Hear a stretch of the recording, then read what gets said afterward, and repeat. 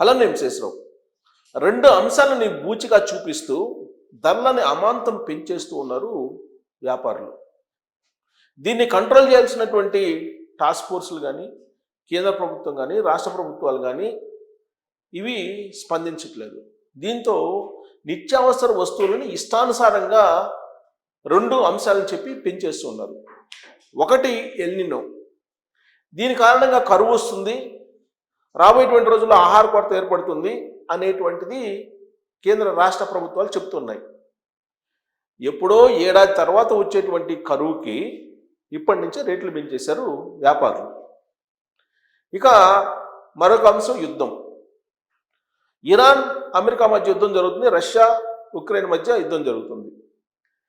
Iran America మధ్య యుద్ధం start కాగానే యుద్ధం యొక్క ప్రభావం పడుతుంది అని చెప్పి ఆర్థికవేత్తలు చెప్తూ వచ్చారు, కేంద్ర రాష్ట్ర ప్రభుత్వాలు కూడా చెప్తూ వచ్చాయి. దీంతో మన స్ట్రీట్లో ఉండేటువంటి షాపులు యజమానులు మరుసటి రోజు నుంచే ధరలు పెంచేశారు. ఇప్పుడు as of now rice bag 25 కేజీల రైస్ బ్యాగ్ రేటు గతం కంటే 200 రూపాయలు నుంచి 400 రూపాయలు పెంచారు.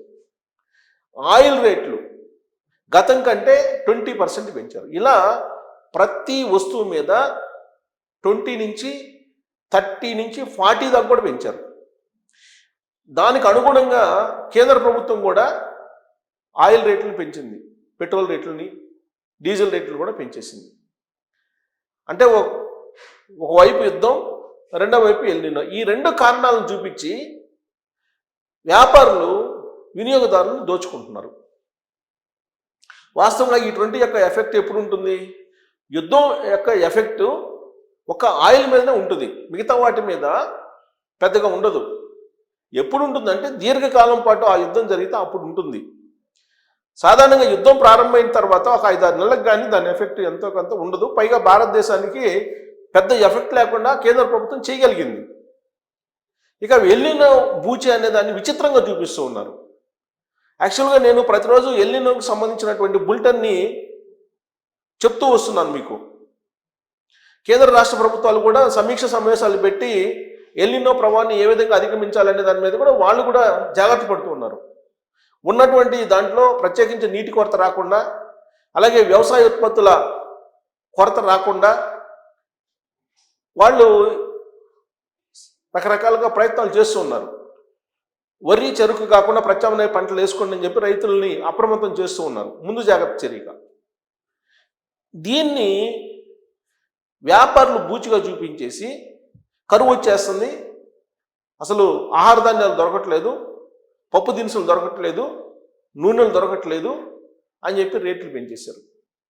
దీంతో ద్రవ్యోల్బణం ఉండాల్సిన దానికంటే కూడా అమాంతం పెరిగింది. అయితే ప్రమాదకర స్థితికి వెళ్ళిందంటే వెళ్ళలేదు ఇప్పటి వరకు, కానీ ఇదే పరిస్థితి కనుక కొనసాగితే వెళుతుంది. అసలు కరువు యొక్క ఛాయలు ఇంకా రాకముందే, కరువు మనల్ని తాకకముందే కరువు వచ్చిందని చెప్పి రేట్లు పెంచేటటువంటి మన స్ట్రీట్ వ్యాపారుల దగ్గర నుంచి, ఈ కిరాణా వ్యాపారుల దగ్గర నుంచి పెంచేస్తూ ఉన్నారు. ఇది కరెక్ట్ కాదు అనేది కేంద్ర రాష్ట్ర ప్రభుత్వాలకు తెలుసు. మరి అన్నప్పుడు వాళ్ళు ఏం చేయాలి? యాక్చువల్గా టాస్క్ ఫోర్సులను పెట్టి నియంత్రించాలి. నిజంగా రేట్లు పెరిగితే అప్పుడు కంట్రోల్ చేయడానికి బఫర్ స్టాక్ ఉంటుంది కేంద్ర రాష్ట్ర ప్రభుత్వాల దగ్గర, దాన్ని బయటికి తీయాలి, ధరలన్నీ నియంత్రించాలి. మరి అది చేస్తుందా? చేయట్లా, కేంద్ర రాష్ట్ర ప్రభుత్వాలు చేయట్లా. అంటే వ్యాపారులని ఆంబోతుల మాదిరిగా వదిలిపెట్టేశారు వినియోగదారులు దోచుకోమని చెప్పి. ఎక్కడ రైడ్స్ జరుగుతున్నట్టు కనిపించట్లా, ఇష్టానుసారం దోచేసుకుంటున్నారు. అసలు ఒక ప్రోడక్ట్కి ఎంత రేటు ఉండాలి, ఎంత వసూలు చేస్తున్నారు అనేది చెక్ చేయనటువంటి పరిస్థితి ఇప్పుడు ఉంది. అందుకే అటు యుద్ధము, ఇటు ఎల్నినో, ఈ రెండింటిని చూపించి వినియోగదారులని నిలువున దోచేస్తూ ఉన్నారు. అసలు బంగారం కూడా అదే. సరే, బంగారం అంటే అది కాస్ట్లీ వ్యవహారం, అది డబ్బున్నోళ్ళు కొనుక్కుంటారు, లేనోళ్ళు లేదు, అది తీసేయండి. నిత్యావసర వస్తువులు పప్పు నుంచి ఉప్పు వరకు అన్నీ పెరిగాయి. ఎందుకు పెరుగుతాయి? ఎల్నినో ఎప్పుడో వస్తుంది, 1 year తర్వాత దాని ఎఫెక్ట్ ఉంటుంది. ఒకవేళ కరువు అంత భయంకరంగా వస్తే దాని ఎఫెక్ట్ అప్పుడు ఉంటుంది. యుద్ధం ఎఫెక్ట్ కూడా పశ్చిమాసియాలో యుద్ధం జరుగుతుంటే భారతదేశానికి అప్పటికప్పుడు వస్తుందా? అక్కడ బాంబు వేయగానే ఇక్కడ రేట్లు పెంచేస్తారు. అక్కడ క్రూడ్ ఆయిల్ పెరగంగానే ఇక్కడ రేట్లు పెంచేస్తారు. మరి అక్కడ క్రూడ్ ఆయిల్ తగ్గినప్పుడు ఈ రేట్లు తగ్గవు. ఒకసారి పెరగడం అంటూ జరిగితే రేట్లు తగ్గడం అంటూ జరగదు. ఇప్పుడు ఆర్బీఐ విడుదల చేసినటువంటి దాని ప్రకారం ద్రవ్యోల్బణం మన భారతదేశాన్ని 4 నుంచి 6% ఉండొచ్చు. ఇది క్షేమకరమైనటువంటి ఆర్థిక వ్యవస్థకి కొలమానంగా చెప్తుంది ఆర్బీఐ. 4 నుంచి 6%. యాక్చువల్గా 4 ఉండేది. ఎప్పుడైతే ఈ ఎల్నినో తర్వాత ఈ యుద్ధం అనేటువంటి ప్రచారం బాగా జరుగుతుందో ఇప్పుడు అది కాస్త 4.38%కి వచ్చింది. ఈ 4.38 అనేది రిటైల్ ద్రవ్యోల్బణం.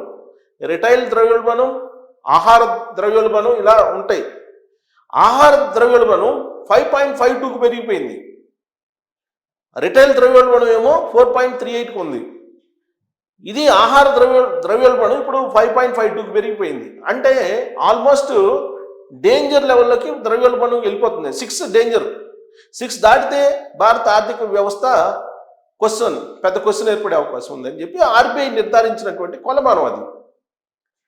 మరి ఇప్పుడు ఆహార ద్రవ్యోల్బణం 5.52కి వచ్చిందంటే ఆహార ధాన్యాల కొరత ఇది కృత్రిమంగా సృష్టిస్తున్నారా? అందుకే ఈ ద్రవ్యోల్బణం 5.52కి పెరిగిందా, లేదంటే నిజంగానే కొరత ఉందా అంటే భారతదేశానికి ఆహార ధాన్యాల కొరత అనేది లేదు. ఎందుకంటే గ్రీన్ విప్లవం ఎప్పుడైతే వచ్చిందో ఆ గ్రీన్ విప్లవం దగ్గర నుంచి మనకు ఆహార కొరత లేదు. బఫర్ స్టాక్స్ పెద్ద ఎత్తున ఉంటాయి. అందుకే కరోనా వచ్చిన సమయంలో కూడా మనం ఆహార ధాన్యాలని వినియోగించుకోవడంతో పాటు విదేశాలకు కూడా మనం అందజేసాం. అంత స్టాక్ ఉంది కరోనా సమయానికి. ఇప్పుడు యాజ్ ఆఫ్ నౌ ఇప్పుడు యుద్ధం వచ్చిందంటే భారతదేశానికి 2 సంవత్సరాల పాటు ఆహార ధాన్యాలు కొరత లేనటువంటి బఫర్ నిల్వలు ఉన్నాయి. బఫర్ స్టాక్స్ అంటారు వాటిని. మరి అంత నిల్వలు ఉన్నప్పుడు నీకు ఆహార ద్రవ్యోల్బణం ఎందుకు పెరుగుతుంది? పెరిగే అవకాశం లేదు. అంటే కృత్రిమంగా డిమాండ్ని సృష్టిస్తున్నారు. మరి దీన్ని ఎవరు కంట్రోల్ చేయాలి? కేంద్ర రాష్ట్ర ప్రభుత్వాలు కంట్రోల్ చేయాలి. నిజంగా ద్రవ్యోల్బణం అదుపు తప్పినప్పుడు ఏం చేస్తారు? దేశీయంగా బ్లాక్ చేసినటువంటి నిత్యావసర వస్తువులను బయటికి తెప్పిస్తారు, రైట్స్ చేస్తారు.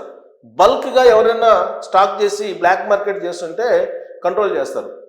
అలాగే విదేశాల నుంచి దిగుమతులను పెంచుకుంటారు. దేశీయంగా అవసరాలు బాగా ఉన్నప్పుడు ఎగుమతులపైన నిషేధం కూడా పెడతారు.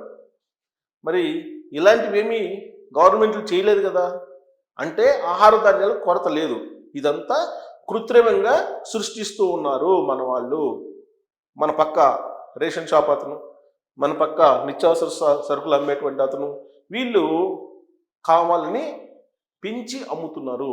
దీన్ని కంట్రోల్ చేయడానికి ప్రత్యేకమైనటువంటి బృందాలను ఏర్పాటు చేయకపోతే ఈ దందా పేద మధ్యతరగతి ప్రజల్ని దోచుకుపోతుంది. ఈ 2 కారణాలు చెప్పి ఎల్నినో అలాగే యుద్ధం అని చెప్పి. సో ఎల్నినో ప్రభావం ఉండదా అంటే ఉంటుందని చెప్పి నేను చెప్పడం కాదు, కేంద్ర రాష్ట్ర ప్రభుత్వాలు చెప్తున్నాయి, వాతావరణ శాఖ కూడా చెప్తుంది. ఎప్పుడైతే వర్షాలు సగటు కంటే తక్కువ పడతాయో ఖచ్చితంగా కరువు ఛాయలు అని చెప్పి అంటారు.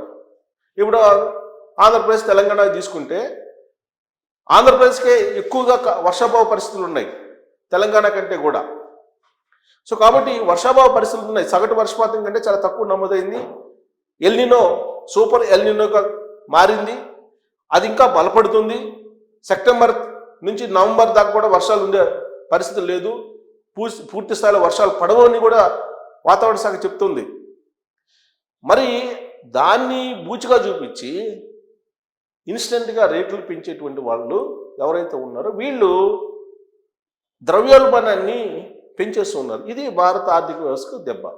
అందుకే కేంద్ర రాష్ట్ర ప్రభుత్వాలు ఈ ఎవరైతే కృత్రిమ కొరతను సృష్టిస్తూ ఉన్నారో ఎల్నినో పేరు చెప్పి, కరువు అని చెప్పి వాళ్ళ మీద చర్యలు తీసుకోవాలి. ప్రత్యేకించి రైస్, బియ్యం ఈ రేట్లు విపరీతంగా పెంచేశారు.